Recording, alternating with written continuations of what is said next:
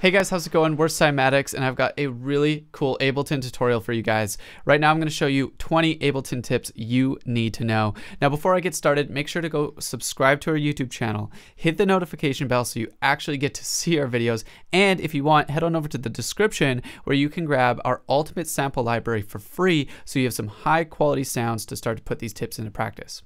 We've got a lot to cover, so without further ado, let's get going.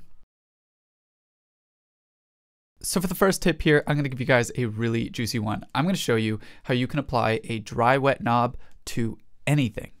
So let's say, for example, we had a bass here and I wanted to filter it like this,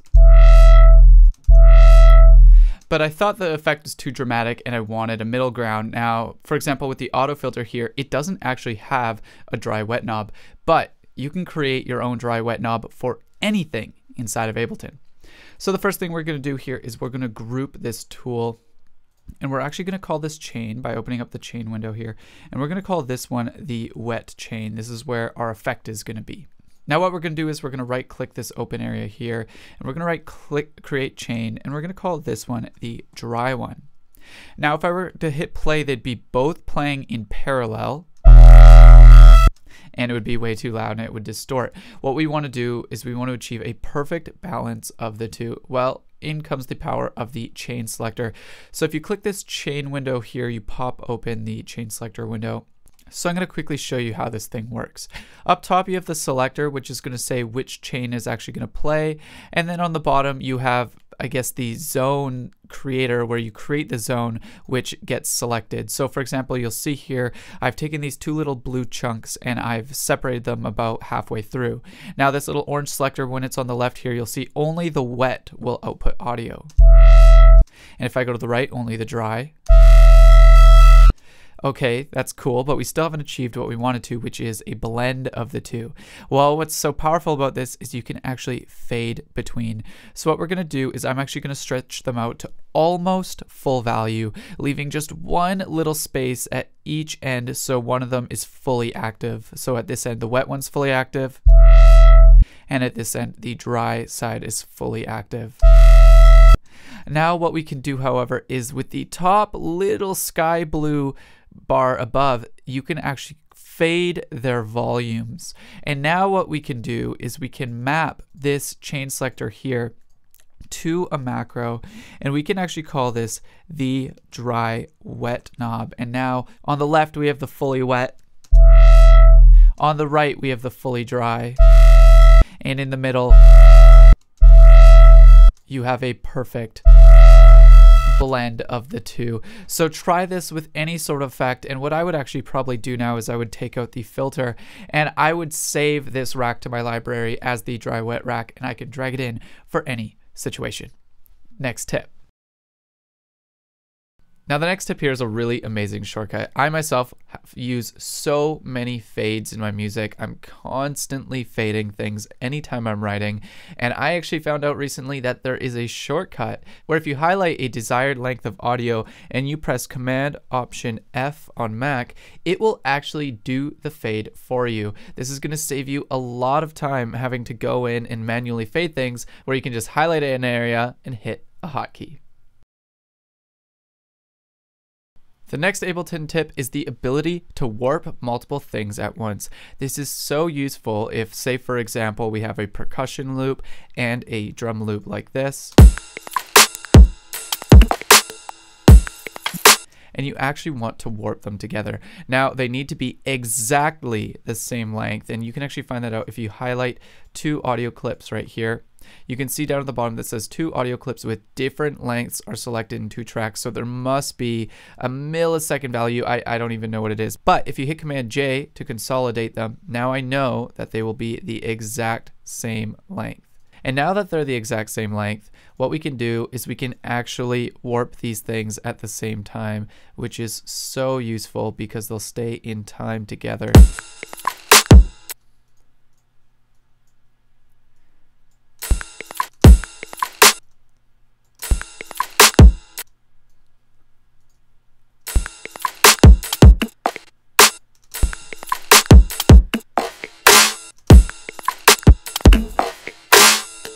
It's really fun. It's going to be so useful. Obviously, this is a terrible example, but what an amazing thing you need to know how to do in Ableton. The next tip here is the ability to hot swap audio when it is in audio. I myself like to write my drums in audio, and whenever I tell that, people always tell me why they think MIDI is better, and one of their points is that you don't have the ability to hot swap out audio and you'd have to go in and manually switch out every single sound individually.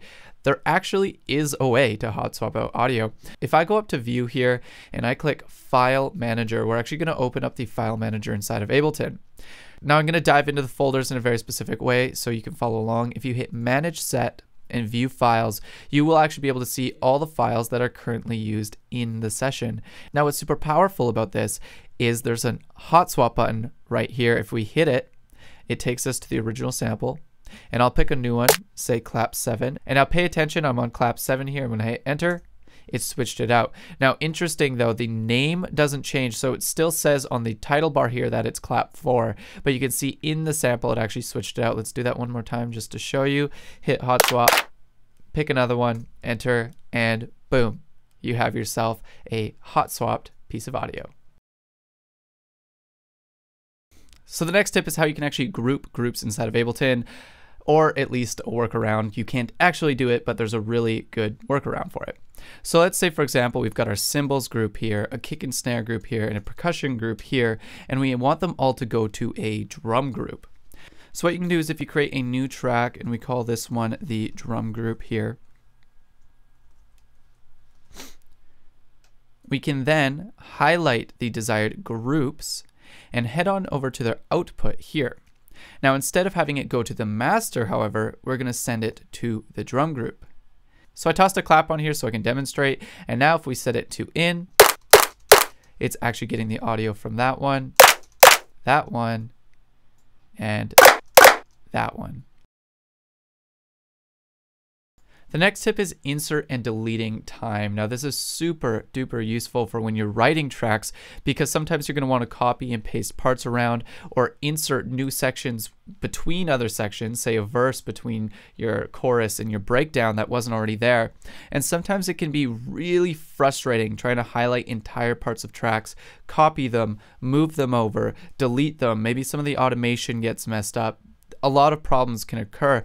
Well, there's actually a shortcut to just take things and push them apart and insert time in between. Now I'm going to hit Command I on Mac, and if I select the bar value here and it's in bars, beats, and sixteenths, I can actually insert that much time, and it will actually just take everything and cleanly move it over. And you can actually do the opposite too. You can delete amounts of time. So let's say I want to delete this dead air right here. If I hold Command Shift and press delete on Mac, it will actually delete that time. Lastly, you can even duplicate things as well. Say we wanted this whole section, that maybe we wanted the chorus to happen a whole other time and we didn't want to move the verse over just to fit it in there. If we hit Command Shift and D, it will duplicate the time and move everything else over. The next technique is sort of a fun one. It's actually a hidden way of distorting things inside of Ableton, and actually with a lot of other software this isn't just for Ableton, and that is distorting things with compressors. Let's say, for example, we've got our kick drum here, and I actually wanted to bring out some harmonics in it so it would cut through the mix more, but I wasn't happy with how overdrive sounded, I wasn't happy with how saturator sounded, and I wanted to try distorting it a different way. You can actually distort it with compressors. So let's say we turn on the compressor here. What we're going to do is we're going to overwork this thing really, really hard. So I'm going to drag the threshold all the way down to start. I'm going to set the ratio to infinite to 1. A really quick attack and a really quick release. Now this is going to sound really bad at first. Kind of sounds like a really ugly hardstyle kick, but if you start to dial back the release a bit so it's not so quick, and then dial back the dry wet,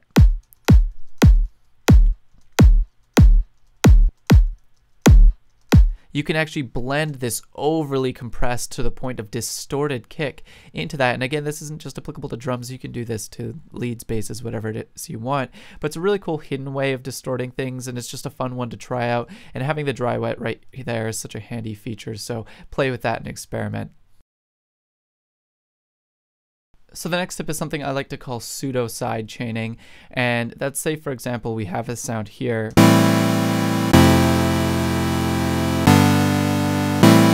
and we wanted it to pulse. We can actually do that with the auto pan effect.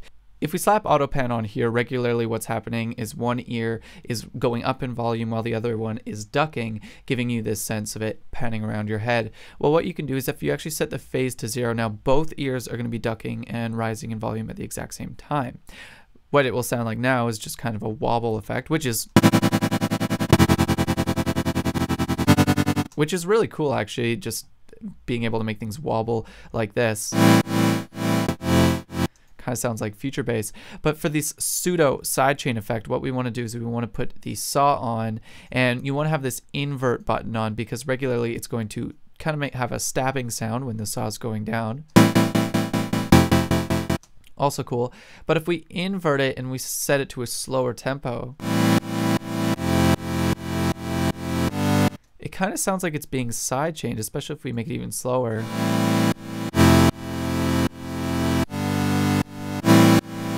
So that's the fun pseudo sidechain technique. This next one is really important, especially for you drum rack lovers out there, and that's the ability to copy value to sibling. Now, what I mean by this is, say for example, you do a bunch of settings on a certain cell of the drum rack and you wish it was on every other cell of the drum rack. You can actually do that. Let's say for example we wanted to turn down all the drums. Well, what you can do is that you can right click the changed setting and hit copy value to siblings, and it actually will copy that volume change to every cell now. It's incredibly useful, and you can really do it with a ton of settings in this thing. All you have to do is just change it and copy value to siblings, and it will copy it across the entire drum rack. So the next tip is a really cool one for navigating your MIDI clips. Sometimes, especially when you have a ton of MIDI spanning multiple octaves and a really long period of time, it's really easy to get lost and it's kind of hard to navigate and scroll around. Well, if you actually hold Command and Option on Mac, and you can see that my mouse turned into a little hand there, and now you can actually click and drag around, which is a really cool way of navigating and getting exactly where you need to go. Instead of having to scroll to the right, scroll down, scroll up, you can just click and drag and get exactly where you need to go. Next up is a really useful one, and it's deactivating things, deactivating MIDI clips, audio clips, or MIDI in general. Sometimes you want to turn something off but not delete it because you want to just test what it would sound like without it there. Well, you can just highlight something and hit 0 and it will actually deactivate it, and you can see a little ghost of what it once was is still there, but it's not gone altogether. You can just highlight something and press 0 again to reactivate it. And this isn't just MIDI, again, this is MIDI clips, and if I had some audio in here, it's audio clips as well. So deactivating things is really handy. The next technique is a really cool way you can actually create your own custom chorus, essentially. Let's say, for example, we have a vocal here. Rise before the dawn. We rise before the dawn. And the battle's never won.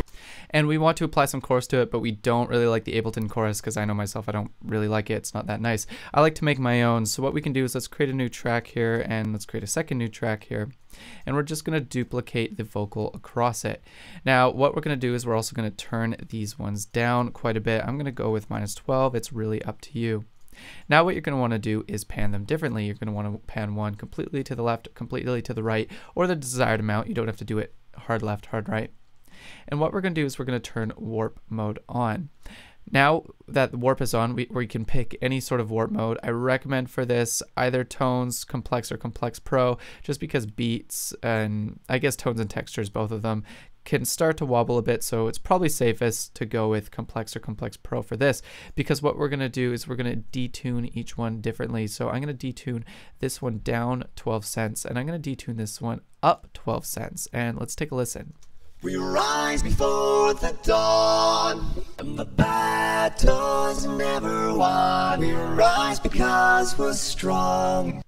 Now let's say, for example, I actually grouped these vocals here and slapped a utility on it, and I'm going to set it to 200% width. So what this means is we're only listening to the side information right now.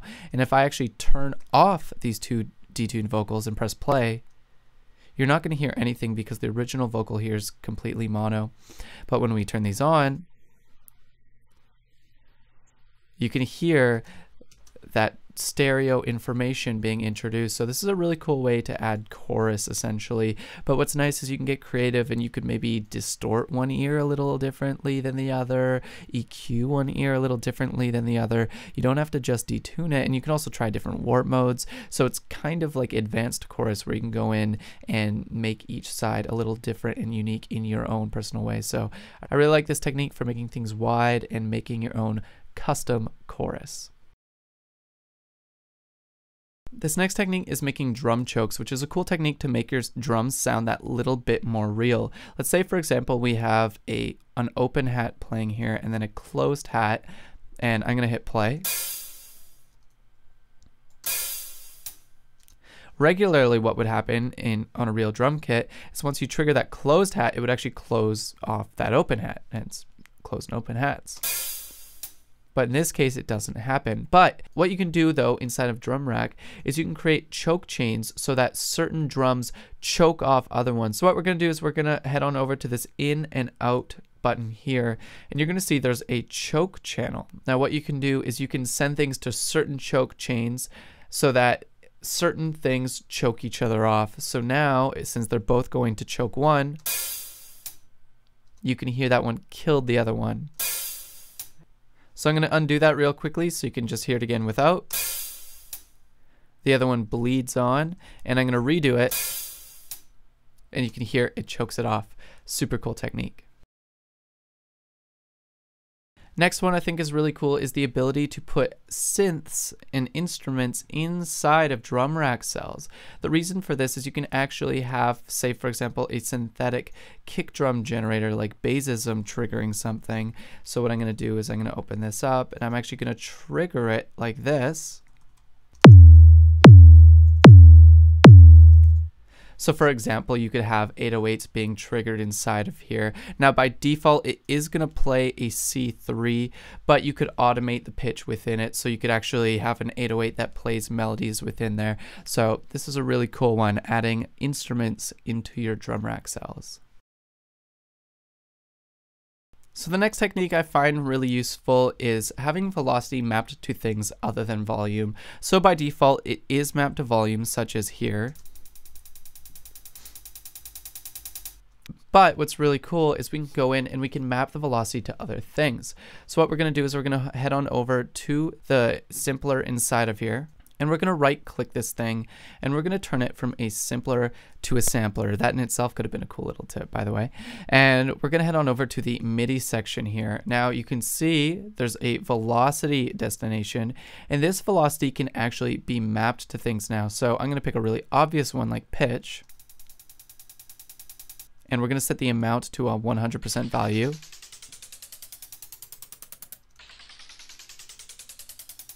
And you can hear this thing changed pitch. Now, you're kind of wondering, how could this be useful? Well, what if we didn't make it such a dramatic pitch change? What if it was very minute? Because, for example, when someone's playing a cymbal, it's not always the exact same cymbal in pitch or volume or anything.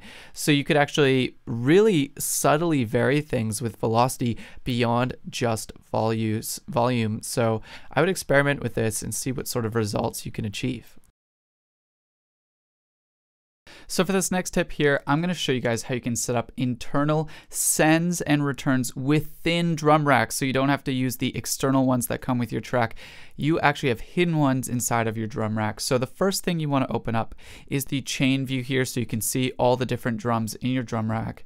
You can then open up the return channel here. You'll see a little tab comes up that says drop audio effects here. So let's say, for example, we drop a reverb on here because we want a reverb send.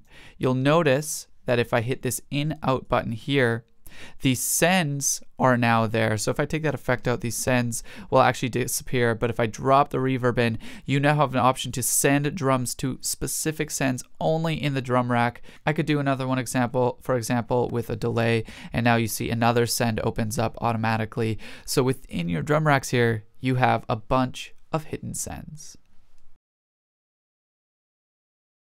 So the next one is a cool technique I like to call quick warping, and it's a way you can warp things really quickly into time. So I myself really hate having to turn warp on and turn on a click and try and get things back into time somehow. Oftentimes it'll go out of time and I have to really get meticulous. And some samples aren't even this easy as a drum kit. This was really easy, but some of them might not be so. So what you can do is, let's go back a few steps to when warp was off. And what I'm going to do is I'm actually going to use the pitch and changing it. And you'll see it changes speed at which it's playing, because when you change the pitch, it's almost like changing a record player. When you turn up the pitch on a record player, it plays quicker, or so the other way around, it plays quicker and the pitch goes up, or you play it slower and the pitch goes down. It's the same thing, and we can use this to quickly put things into time.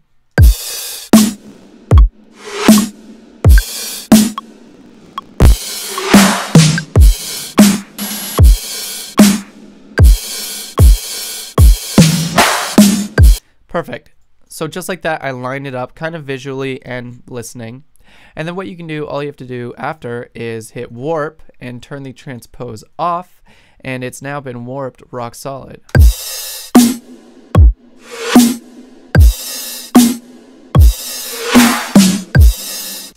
Really useful one.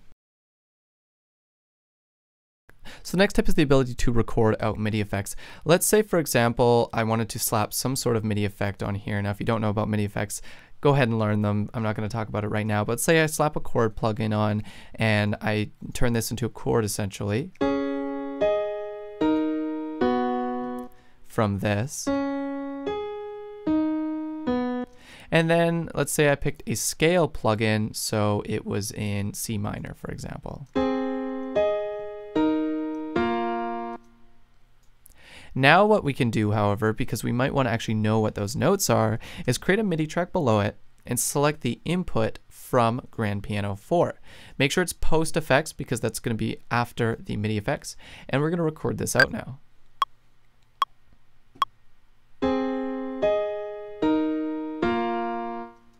And there you go. We can see in the track below that we have actually recorded out that MIDI. So this is going to be really useful, and this applies to all MIDI effects. You could arpeggiate something and record that into a new track, and you will actually see what those notes were, and you could edit them further, for example. Really useful tip. Next tip is a really quick and useful one, and that's the ability to easily transpose things in octaves. So I'm going to select all the notes here, and I'm going to press Shift and up for things to quickly go up and down in octaves. That's not only useful for MIDI, it's actually useful for effects too. Let's say, for example, we have this pitch plugin and we press Shift and up, it will actually jump in octaves. So that's going to be a great time saver. So the next one is actually the ability to save information inside of audio files. Let's say, for example, we have this audio file here, and I want to do some things to it. Maybe I'll tighten up the beats mode, and maybe I'll pitch it up. Let's say I really like that, and I actually wanted the sample to be like that every time I dragged it in. What we're going to do is we're going to hit save right there, and it's going to save this information to it. So let's delete that out, and let's drag it back in, and it's exactly how we left it. Whew. So there we go, guys. That was 20 Ableton tips for you. I really hope you got a lot out of this video. Make sure to hit subscribe, hit the notification bell so you actually get to see more of our videos. And if you want, head on over to the description of this video where you can grab our ultimate sample library for free. Thanks again, guys. We're Cymatics, and I'll be back soon with another tutorial. Peace.